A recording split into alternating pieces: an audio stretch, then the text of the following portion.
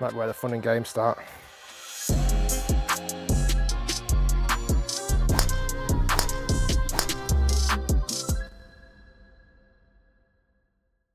Alright guys, welcome back to the channel. Be sure to like and subscribe, and I'd love to hear your comments down below about the new Titleist drivers as well. First off, let's kick things off with looks. These new drivers look phenomenal, like they really do. There's 3 in the lineup: GT2, GT3, GT4, and they all cater for different types of golfers. I'll come on to the technology in a minute. But for Titleist, they've always been very classic with their design, and this doesn't change. It could have changed this year, and I'll come on to why that's the case as well in a second. But it's this very classic, this kind of black, dark, glossy top finish, this very streamlined sole of the golf club. I love the styling of this GT. I mean, even coming onto the head cover, how nice is that head cover? That's one of the nicest head covers I have ever seen. Makes me want to use the driver just for that. But really, they have stuck with tradition when it comes to looks. Where things have dramatically changed this year is the technology. Titleist have always been kind of refiners. They'll go, yeah, we've got a good product, we're just going to refine it. Every 2 years, we'll bring out a new driver, we'll just refine it. Well, they honestly believe this time, bringing this new GT line out, they have completely stepped ahead in technology. In fact, it's the reason why it's called GT, generational technology. Now, GT for most of us means kind of speed. You know, Gran Turismo, GT, when you see a fast car, typically means speed. And this isn't all just talk from Titleist this year. There is actually a big technology story as well. There's 3 main stories, in fact. First off, the crown. There's this new seamless thermoform, ultra lightweight material that Titleist have used that apparently has never been used in golf before. And what this allows is this kind of split mass construction. So even though this does look like all one material on the driver head, it's actually multiple materials, but they've kind of blended it so it still looks like a Titleist driver. I think if in the hands of other companies, this driver would have looked very different. Like the crown would have probably been a different colour, just to almost showcase that technology. But Titleist didn't want that. And their tour pros, who very much have a say in the design of the drivers, didn't want that either. They wanted it to look like a classic driver, albeit it is packed full of technology.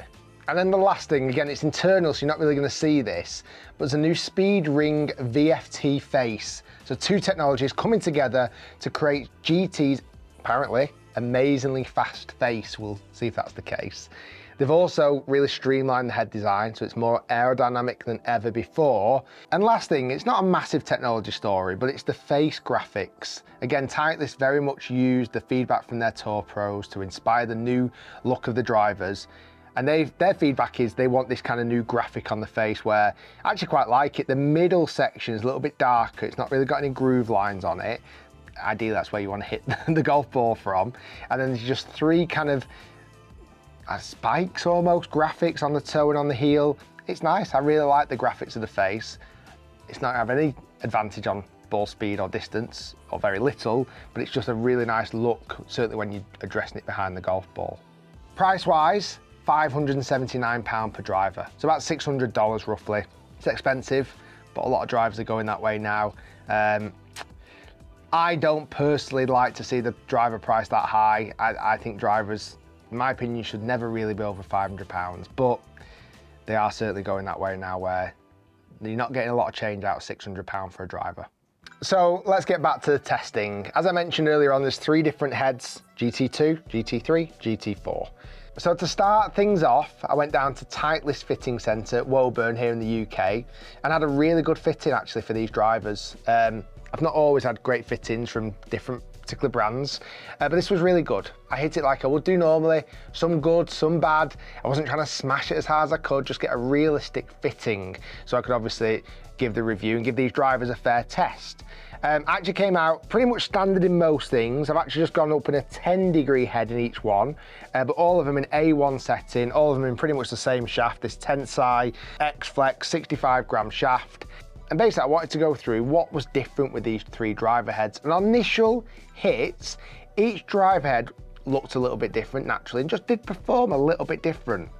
Starting off with the GT2, this driver is for the majority of golfers. It is the most forgiving head model. It's 460cc, it's not got the weight super far forward, it's still generating speed, that's the big story, but it is the most forgiving model for handicaps of anywhere from, probably, to be honest, fairly low handicappers, from maybe 5 handicappers all the way up to 28 handicappers and higher. I reckon in the future, not so distant future, there'll probably be a GT1 model coming out as well, which will be the ultra forgiving model. Titleist have done that for the last few years. It wouldn't surprise me if they did again. I liked hitting that driver, it was really nice. I'll come on to a bit more testing and data shortly. GT3, this one is probably the one that's most suited, again, to a lot of golfers, from lower handicappers, maybe not so much as higher handicappers. This driver head, again, 460cc, slightly different makeup compared to the GT2, a little bit squashed in, but still the same sized head. There's also this adjustable weight chamber at the front where you can actually take that chamber off, and there's a weight, and you can get other weights that you can slide into 5 different settings.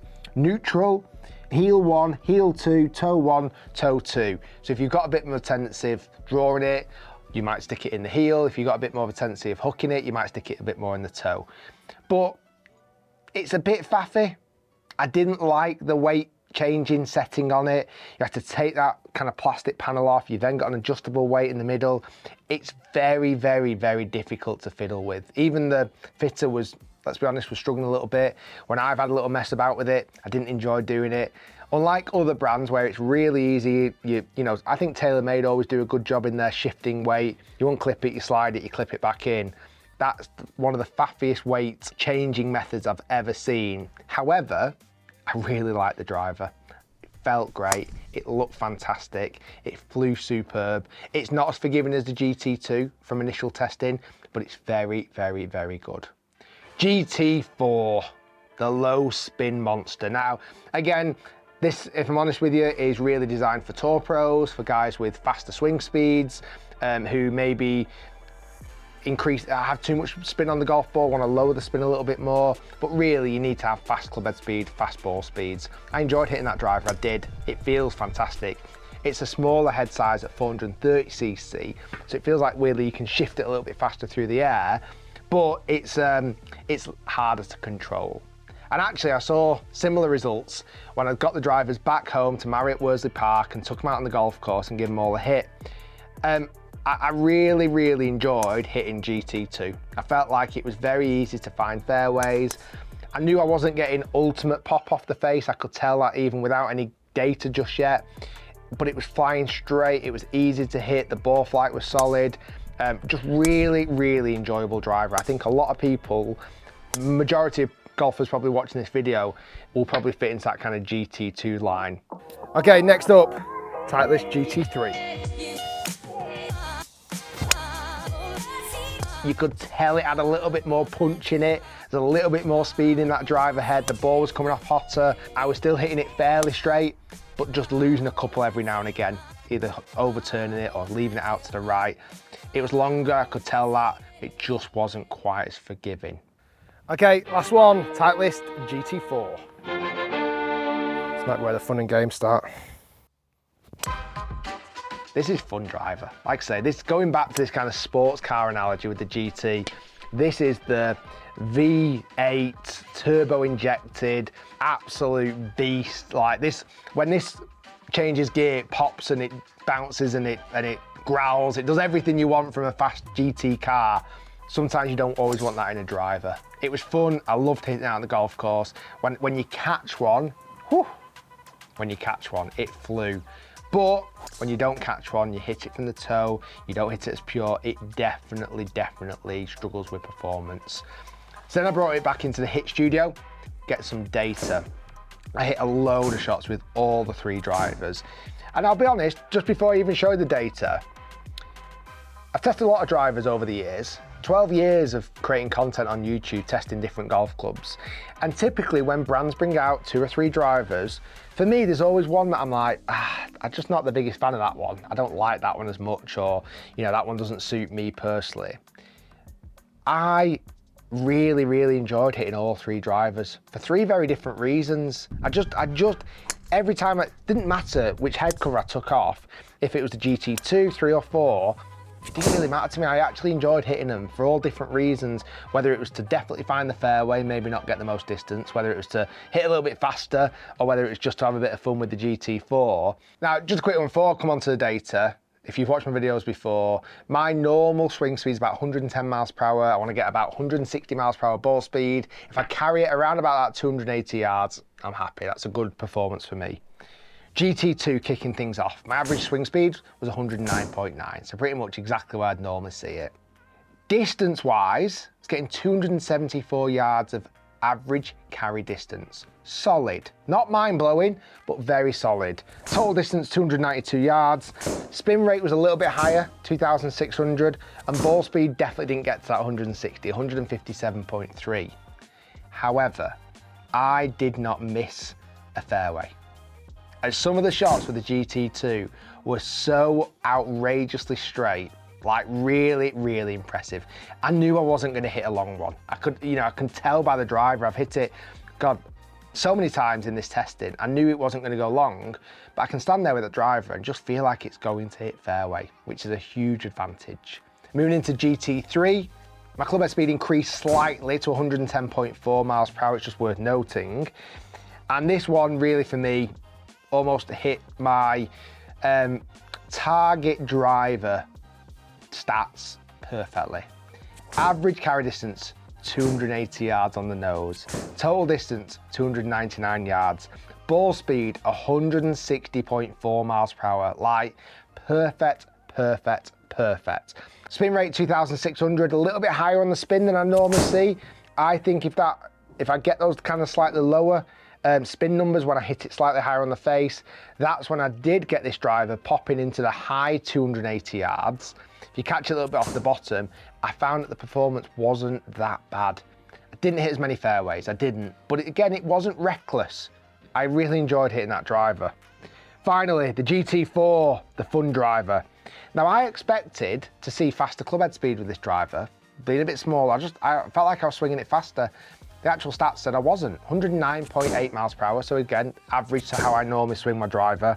283 yards of average carry distance, solid, but that doesn't really tell the story.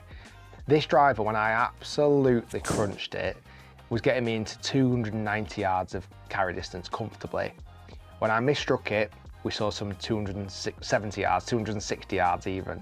And also it was reckless. I didn't know where it was going to go. If we look at the dispersion rings of the three drivers, you can really see the yellow ring there, the GT4, just being wide, very wide. But there'll be a golfer out there, certainly the best players in the world will be looking at that GT4. For me, I think the lineup is fantastic this year. Like really, really, really solid. I think there's some, I think I'd go as far as saying they're the most exciting Titleist drivers they've brought out in the last, 15 years. The most exciting drivers they've brought out in the last 15 years. And I think if they can build on this now, I think they are going to have a real, I don't know, I feel like Titleist stock has slipped a little bit in the driver market compared to like TaylorMade, Callaway, and even Ping. I feel like with this driver, it's going to help them kind of get some market share again. And more importantly, help you guys become better golfers. Guys, thanks for watching. Stay tuned, lots more to come. That was my full in-depth review of the brand new Titleist GT drivers.